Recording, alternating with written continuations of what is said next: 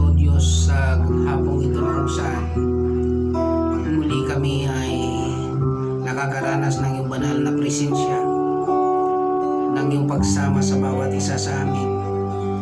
Hayaan mo o Diyos na maging ang mga nasa ibang bansa sa Saudi Arabia, Panginoon, at sa Italy, Panginoon, sa Canada, at sa lahat, Panginoon, ng lugar kung saan inaabot ng iyong mabuting balita sa pamamagitan ng tinig na ito, Panginoon, na ginagamit mo. Hayaan mo, Panginoon, na magkaroon sila ng kapayapaan sa kanilang buhay. Kumilos ka sa bawat isa sa kanila, Panginoon. Lalo sa panahon ito, Panginoon, higit namin kailangan ng iyong kapangyarihan, ng iyong pagkilos mo sa buhay namin. Na kung saan, O Diyos, nagahari sa buong mundo, Panginoon, ang takot, pangamba. Subalit, O Diyos, higit ang iyong kapangyarihan, higit ka sa lahat ng bagay. Ikaw ang may kontrol sa anumang nangyayari sa buong mundo na iyong nilikha. Kaya naman, O Diyos, sa iyo kami nagtitiwala na walang imposible sa iyo.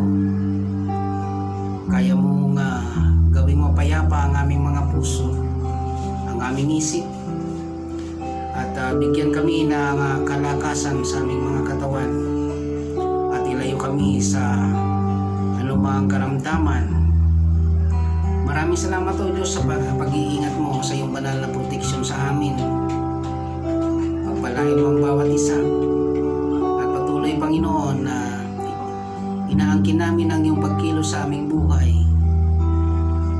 At sa pamamagitan ng pagkilos mo, Panginoon, sa aming buhay, patuloy ka naming maparangalan, mapapurihan, magpakailanman. Amen.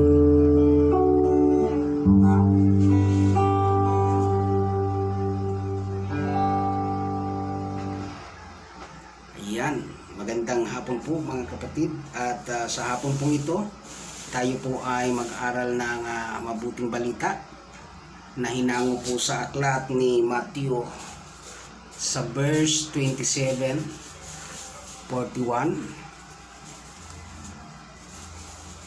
Hallelujah. So dito po ay hahango po tayo ng maikling salita ng Diyos sa aklat ng ni Matthew, chapter 27 verse 41. Sabi niya diyan, kinudya naman siya ng mga punong pari, mga tagapagturo ng kautusan at pinuno ng bayan. Sinabi nila, iniligtas niya ang iba, ngunit hindi niya mailigtas ang kanyang sarili. Di ba siya ang hari ng Israel? Bumaba lang siya ngayon sa krus, ay maniniwala na kami sa kanya. Nanalig siya sa Diyos at sinabi niyang siya ang anak ng Diyos. Tingnan natin kung ililigtas siya ng Diyos. Purihin po ang Panginoon sa hapong ito. Dakilang Diyos, samahan mo kami sa pag-aaral. Basbasan mo ang iyong mga salita upang ang lahat na salita nga pag-aaralan namin ay maging malaking pag-asa sa aming mga puso, at ito'y matanim ng pinakamalalim upang ang lahat ng salita mo, Panginoon, ay siyang magbigay kalakasan sa bawat isa sa amin. Maraming salamat sa pangalan ni Jesus. Amen. So ang pag-uusapan po natin sa hapong ito ay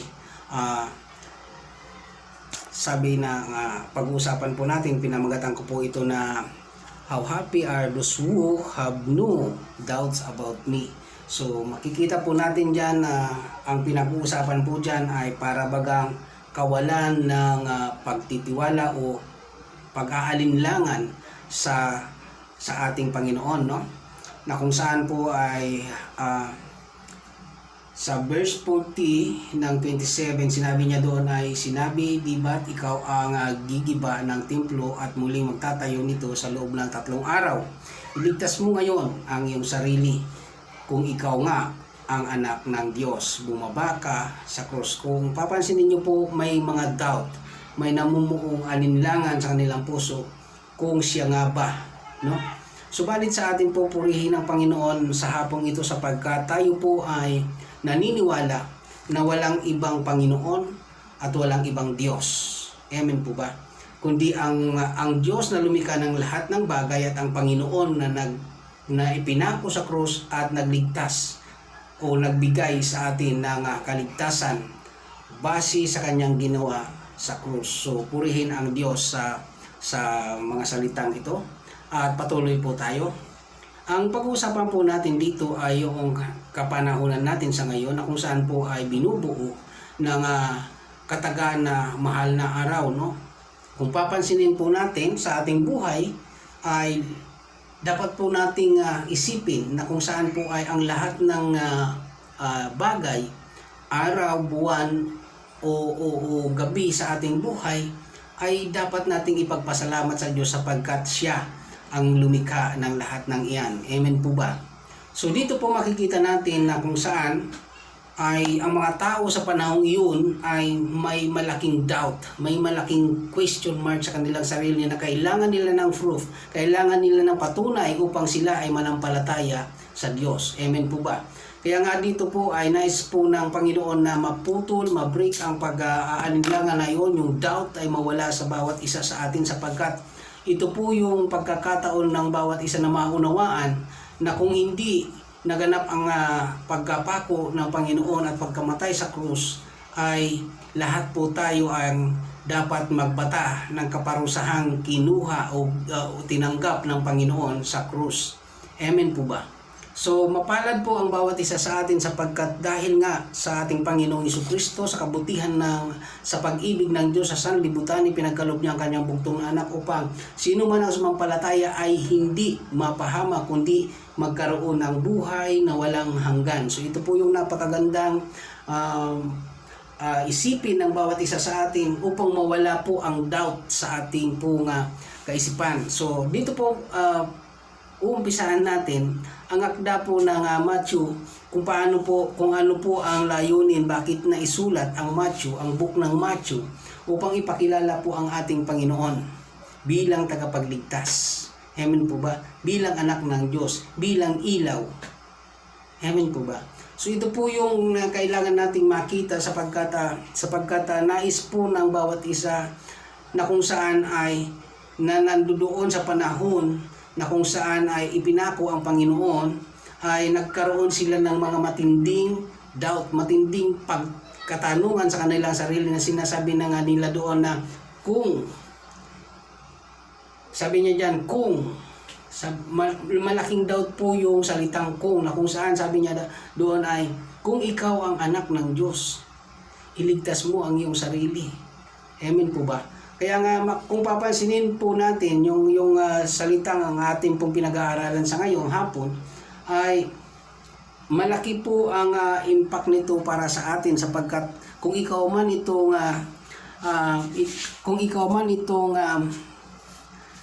mayroon ding doubt sa iyong sarili, ito po yung pagkakataon mo para malaman kung bakit, no? Kung bakit kailangan hindi mawala na yang doubt mo na yan kasi ito po yung pagkakataon mo. Sabi nga dyan, kung hindi nagkaroon ng pagkakapako ang Panginoon at namatay sa krus, yung bagay na dinanas niya sa krus, maaaring ikaw yun. Amen po ba? Kaya nga po kailangan nating makita, kailangan nating linisin ang ating puso sa pamamagitan ng salita ng Diyos. Amen po. Sa sinabi po doon, sa 41, sinabi, pinutya naman siya ng mga punong pari, mga tagapagturo ng kautusan, at pinuno ng bayan. Sinabi nila, iniligtas niya ang iba, ngunit ang sarili ay hindi na mailigtas. So papansinin po natin yung dalawang yon na para bagang tama nga naman kung titingnan natin sa ating physical na pananaw, ay bakit nailigtas niya ang kanyang iba, ang kanyang sarili ay hindi niya mailigtas. Ito po yung nais ipakita diyan sapagkat mayroon pong napakalaking dahilan at napakahalagang dahilan bakit hindi niya kaya niya namang gawin Kaya niyang gawin. Sabi nga niya doon sa paghuli sa kanya, na nanagasi si Pedro, tutumaga ng isang natigpas ang tainga. Anong sabi niya?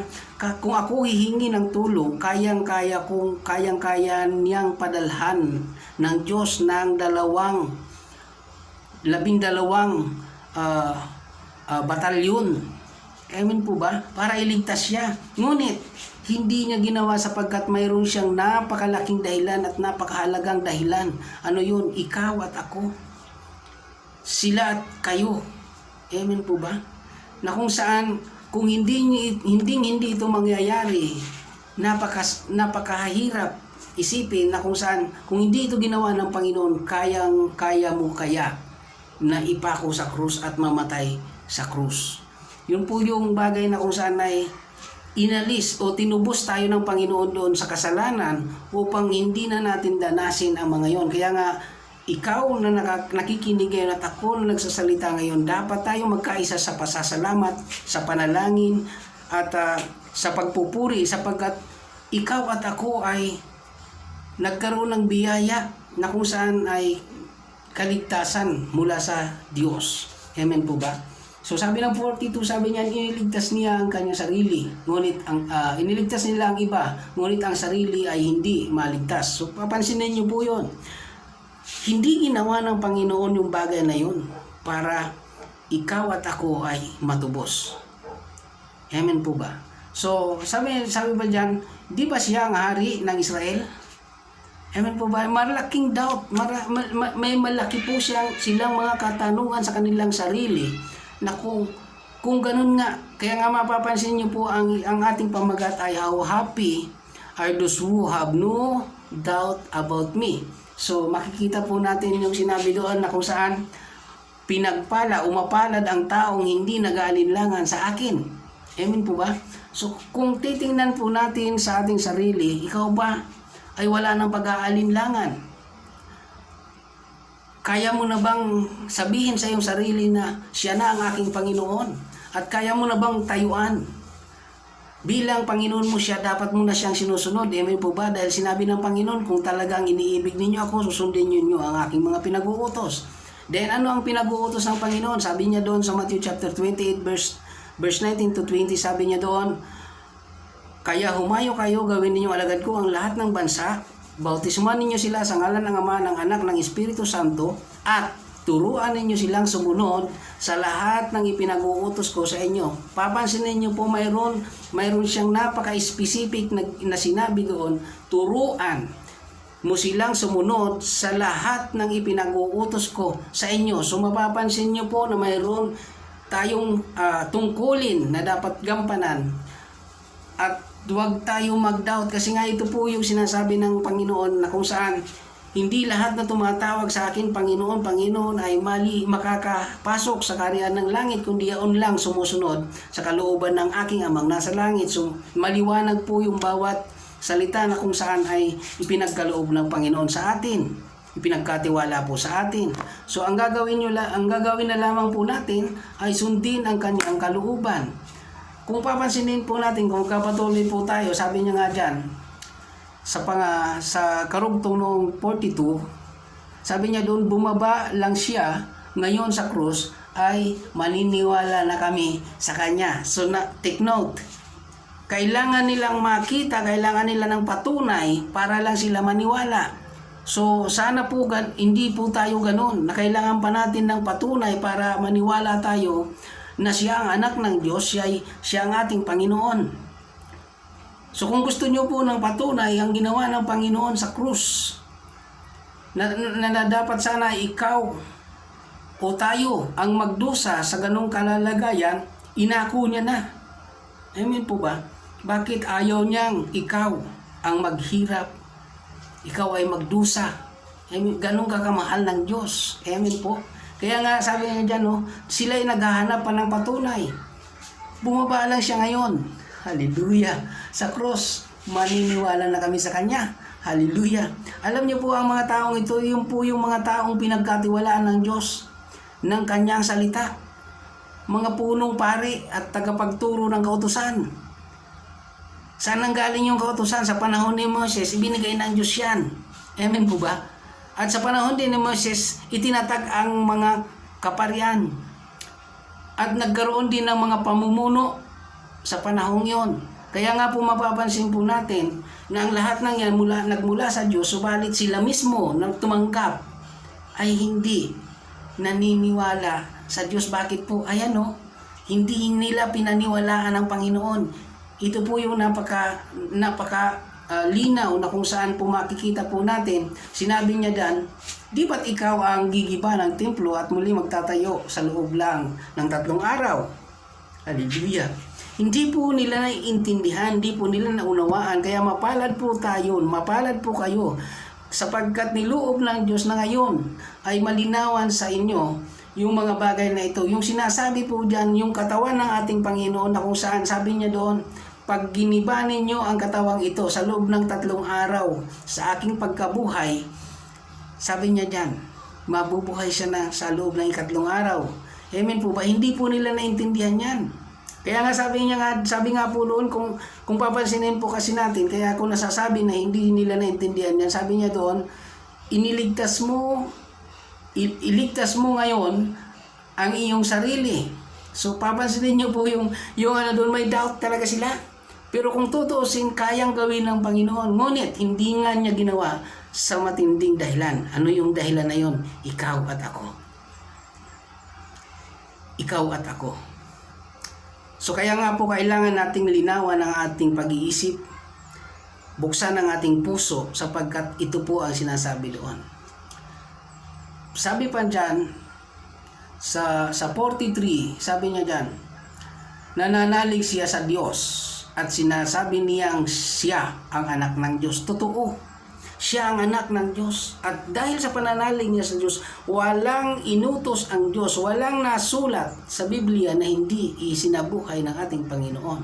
Amen po ba? Sa tindi ng kanyang pagtitiwala at sa pananampalataya sa Diyos, ay hindi siya nakagawa ng anumang kasalanan. Amen po ba? Kaya nga po, karapat dapat siyang sambahin, karapat dapat siyang pasalamatan sa kanyang ginawa para sa atin.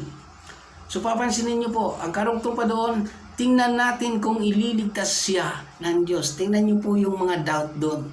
Tingnan niyo po. Kaya nga po kailangan nating maalis yung doubt na yan. At tanggapin natin ng buo, 100%. Walang ititira. Tanggapin natin ng buo. Kasi nga ito nga yun eh. Kung ganyan din ang pagkilala mo sa Panginoon, nako, delikado. Kaya nga po, kailangan nating maging totoo sa ating sarili sa pagtanggap sa Panginoon. Tingnan po natin yung sinasabi diyan. Tingnan natin kung ililigtas siya ng Diyos. Parang may mga salitang hamon na kung saan dahil sa pag-aalinlangan nila, para bagang sa isang tingin ay nahahamon ang kakayanan ng Diyos, nahahamon ang kakayanan ng Panginoon, na kung saan ay talagang kusa nilang inilagay o binagkakaloob yung gagawin ng Panginoon dahil sa kanila at dahil sa inyo, dahil sa akin. Amen po ba? Kaya nga po kung papansinin po natin, kailangan natin na maunawaan, maintindihan kung ano yung ating sa buong mundo sa ngayong panahon. Ano yung kanilang pinagdiriwang, ito po yun. Ito po yung panahon na kung saan inaalala kung paanong tinanggap ng Panginoon ang parusa na kung saan dapat ay ikaw at ako. Hallelujah. So kaya nga po, dapat walang doubt. Kaya nga sinabi ng Panginoon, sabi niya doon sa Matthew chapter 6 verse 11, how happy are those who, hallelujah. Sabi niya doon, how happy are those who have no doubt about me. Hallelujah. Mapalad ang taong hindi nag-aalinlangan sa ating Panginoong Hesus. Sabi nga doon. Kasi nangyari po yan sa panahon ni John nung siya nakakulong. Yung kanyang mga alagad, inutusan niya sa Panginoon. Pinatanong ang Panginoon kung siya na nga ba ang inihintay o mayroon pa silang hihintayin. Hallelujah. Maging si John po nung siya ay makulong, nung si John po ay nagkaroon ng pagsubok sa buhay, nakalimutan niya ang sinabi ng Diyos sa kanya. Amen po ba? Kaya nga po, papansinin po natin sa ating buhay kung minsan, dahil sa mga pangangailangan, dahil sa nakapokus tayo doon sa mga nangyayari sa panahon natin, dahil sa mga bagay na nangyayari niyan, nawawala po tayo sa pagtitiwala natin sa Panginoon. Amen po. Kung minsan po nakakain ng mga pag-aalinlangan na yan, na nagdudulot sa atin ng pangamba na kung saan ay, paano na kaya bukas? Paano na sa ganito? Ano kaya ang kalalagayan natin? Maraming tanong sa kaisipan natin na nagbubunga ng panghihina ng ating kalooban. So, kailangan po nating balikan, kailangan po nating mawala ang doubt na yan upang patuloy po tayong lumakas ang ating kalooban. Paano? O alalahanin natin ang ginawa ng Panginoon sa krus. Tapos na yan. Anong sinabi doon sa 1 Peter? Anong sinabi doon? Dinala niya sa krus ang bigat ng ating mga kasalanan, at sabi niya doon, lahat ng karamdaman sa pamamagitan ng kanyang sugat ay gagaling. So wala na. Amen po ba? Nakalimutan kasi nakapokus na tayo doon sa mga nangyayari sa hinaharap. Amen po ba? Sa mga gusto natin, doon sa mga bagay na kailangan natin. Nakalimutan na may Diyos, na may Panginoon na handang ibigay ang lahat. Sabi ng Panginoon doon sa kanyang mga salita sa John chapter 16, sabi niya doon ay, darating ang panahon na hihingi kayo sa Diyos sa aking pangalan. Amen po ba? Hihingi na lang ang gagawin sa pangalan ng Panginoon na may pananampalataya. Anong sabi? Ipagkakaloob niya. Ipagkakaloob. Amen po ba? Sinabi bang kailangan mo pang umakyat? Kailangan mo pang pagtrabahuan? Hindi. Sabi niya ipagkakaloob. At ano ang kasunod sa 24? Sabi niya doon, 16:24, sabi niya, hanggang ngayon, wala pa kayong hinihingi. Maaring marami, no? Babalansin natin, maaring marami kayong hinihingi, ngunit maaring ang paghingi ninyo ay wala kayong pananampalataya. Hallelujah. Kasi sinabi rin ng Panginoon, kung hihingi kayo o mananalangin kayo ng may pananampalataya, kaya niyong palipatin ang bundok. Hallelujah. Amen. So baka yan ang kulang. Kaya nga kailangan nating alisin ang ganitong kaisipan na kung saan ay nagdadoubt, may alinlangan. Amen po ba? Kailangan nating palitan ng pagtitiwala yan. Amen. Pagkilala sa Diyos. Tingnan mo nyo po yung mga salita dyan sa binasa natin. Wala silang pagkilala sa Diyos. Although alam nila na makapangyarihan ng Diyos, pero hindi nila ito po yung tagaturo ng kautusan. Dapat alam niya yan. Amen po ba? Kasi yung ginanap ng Panginoon na sa kautusan, kinover ang kautusan. Sabi nga, dalawa na lang ibinigay ng Panginoon. Ibigin mo ang iyong Diyos ng buong puso, ng buong kaluluwa, buong lakas, ng buong pag-iisip. Amen po ba?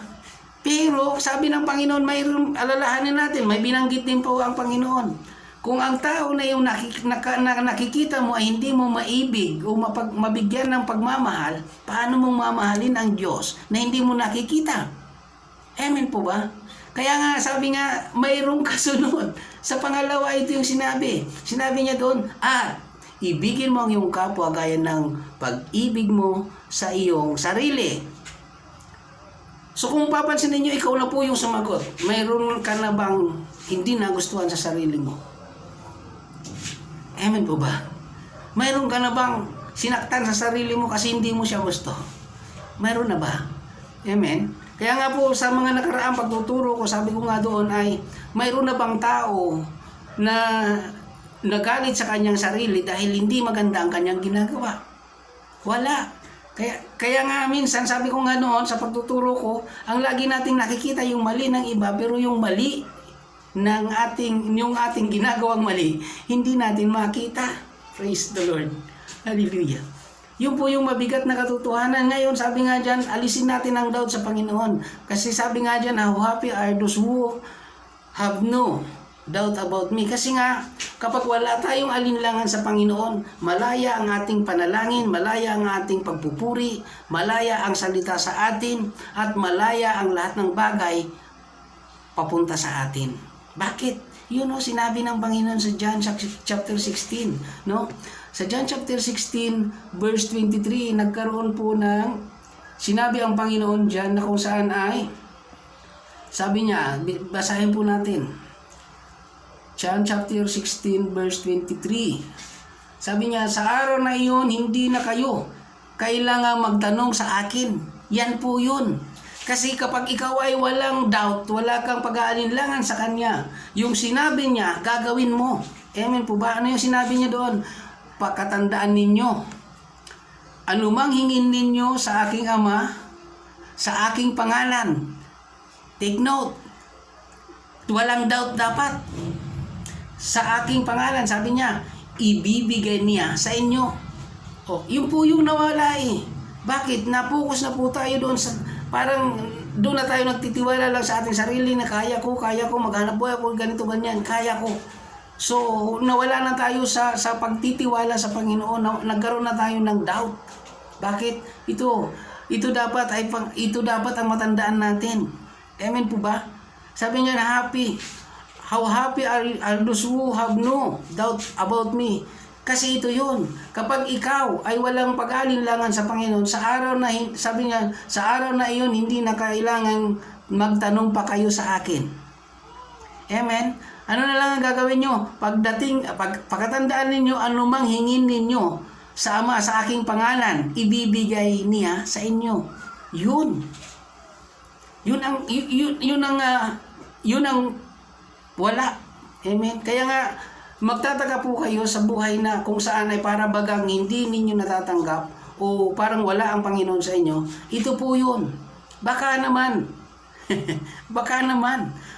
wala kang pagtitiwala. Amen po ba? O baka naman malaki ang doubt mo o alinlangan na nasa puso mo. Hallelujah. O 24, sabi niya dyan, hanggang ngayon, wala pa kayong hinihingi sa Kanya sa aking pangalan. Alam ng Diyos yan. Alam ng Panginoon yan. Maaring may hinihingi kayo, pero mali yung paghingi.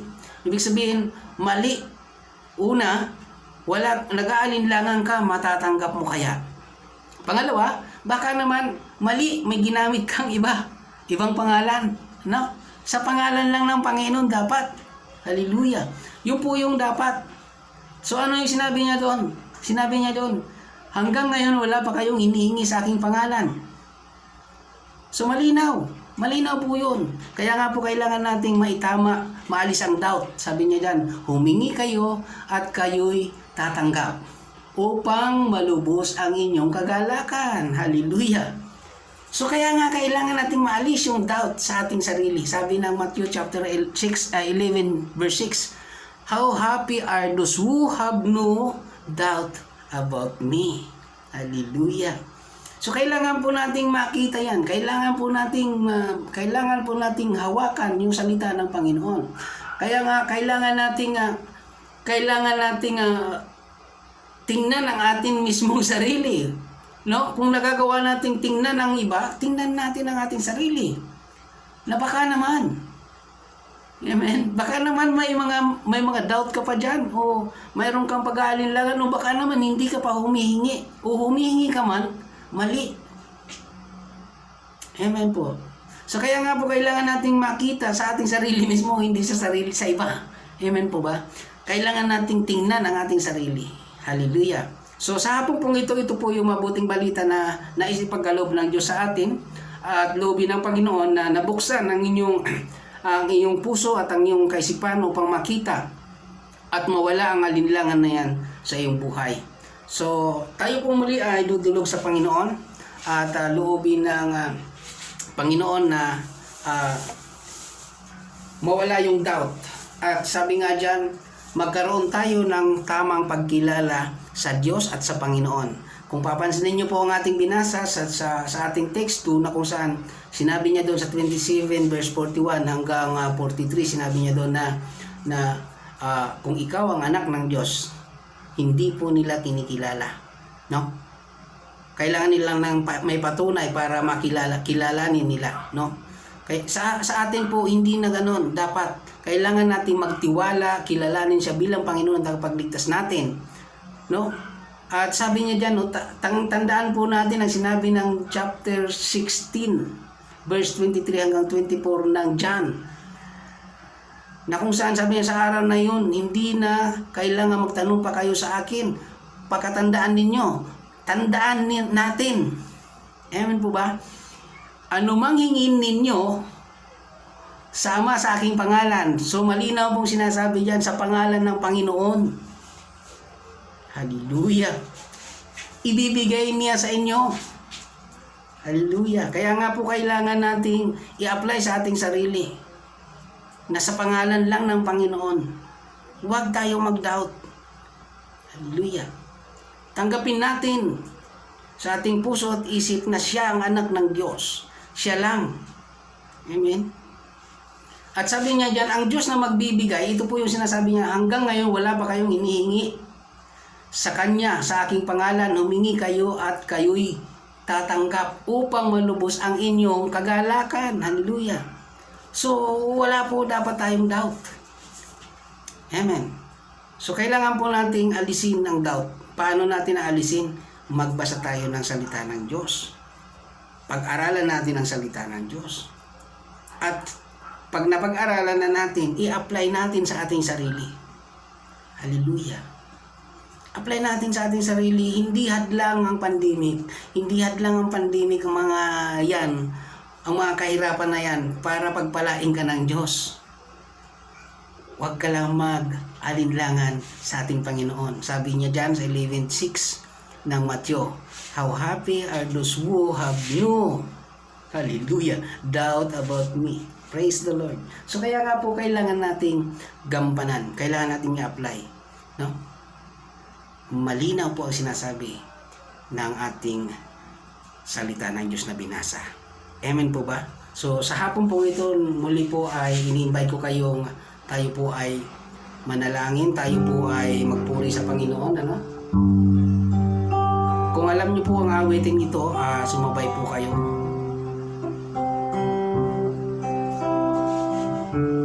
Kailangan po na mawala ang doubt natin sa ating mga puso at sa ating isip.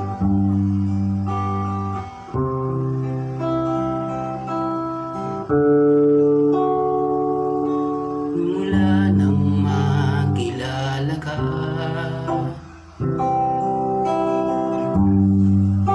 binago mo ang buhay ko. At nagliwanag ang lahat ng dahilan sa'yo. Ng dahilan sa'yo,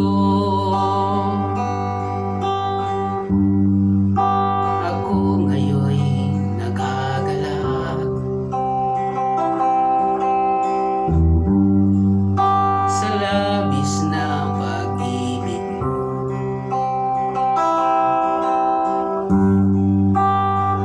At nagliwanag ang lahat ng dahilan sa'yo. Ng dahilan sa'yo,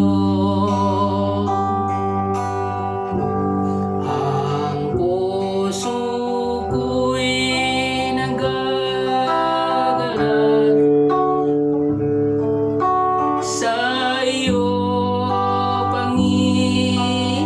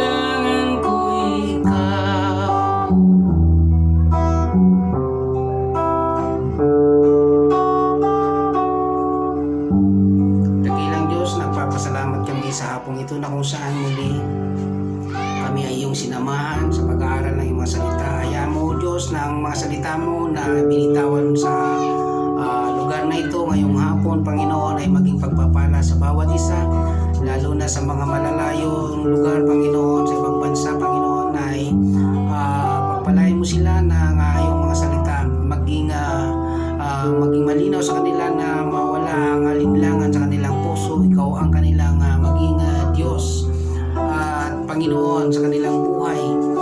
Dakilang Diyos, nagpapasalamat ako sa makapangyarihan mong proteksyon na kung saan ipinagkaloob mo sa bawat isa. Pag-iingat mo, Panginoon, ang paggabay mo sa bawat isa, Panginoon, upang sila ay malayo sa anumang karamdaman at magkaroon sila ng malakas na pangangatawan, Panginoon. Ay salamat at patuloy, Panginoon, na sa buhay ng bawat isa sa amin ay ikaw ay maranasan ang iyong pagkilos at pagsama, Panginoon. At dakilang Diyos, maraming salamat sa hapong ito. Muli sa iyo namin ipagkakabalik ang pinakamataas na papuri, pagsamba at pasasalamat sa pangalan ni Jesus.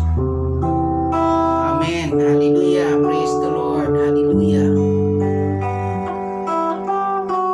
Thank you po sa lahat na nanood at purihin ng Diyos sa inyong buhay.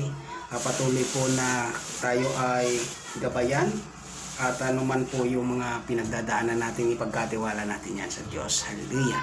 Purihin po ang Diyos. God bless po sa inyo lahat.